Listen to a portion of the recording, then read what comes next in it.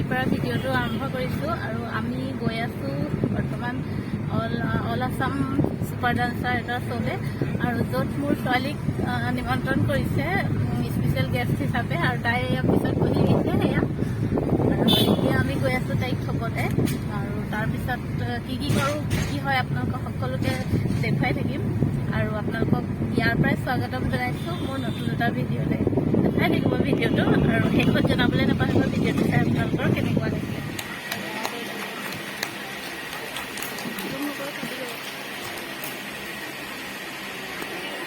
আৰু all Assam dance season 1ৰ তৰফৰ পৰা তেখেতৰ উজ্জ্বল ভৱিষ্যত কামনা কৰিলোঁ।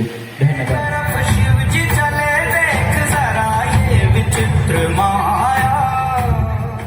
প্ৰগ্ৰেমৰ পৰা বাহিৰে বাহিৰে আমি আহিলোঁ ৰয়েল আৱাসৰ যিটো প্ৰজেক্ট যোৰহাটৰ বাইপাছত চলি আছে ভাবিলোঁ তাৰো পৰিৱেশটো অকণমান চাই যাওঁ আৰু আপোনালোককো দেখুৱাওঁ।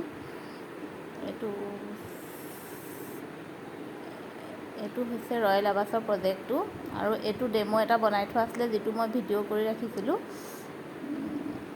বহুতে ধুনীয়াকৈ প্ৰজেক্টটো বনাইছে, সঁচাকৈ চাই বহুত ভাল লাগিলে।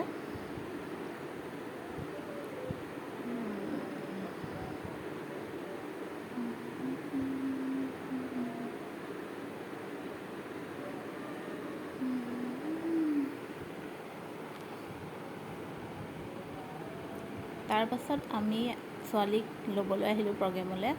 ছোৱালীহঁতক লৈ পেলাই বাহিৰে বাহিৰে গ'লোঁ আমি ডিনাৰৰ কাৰণে ক'ত গ'লোঁ দেখাই থাকোঁ, চাই থাকোঁ।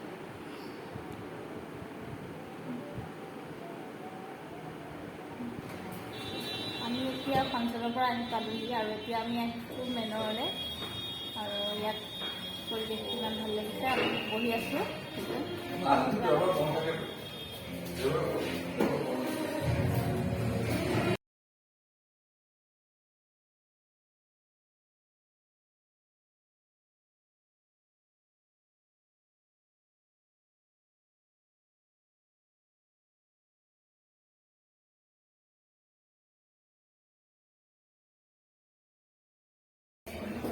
এতিয়া আমি খাই মেলি আজৰি হ'লোঁ আৰু এতিয়া ইয়াৰ পৰা যাবলৈ ওলাইছোঁ আৰু একেবাৰে ঘৰত আপোনালোকক লগ পাম। ইয়াত বহুতেই ভাল লাগিলে সময়খিনি সদায়।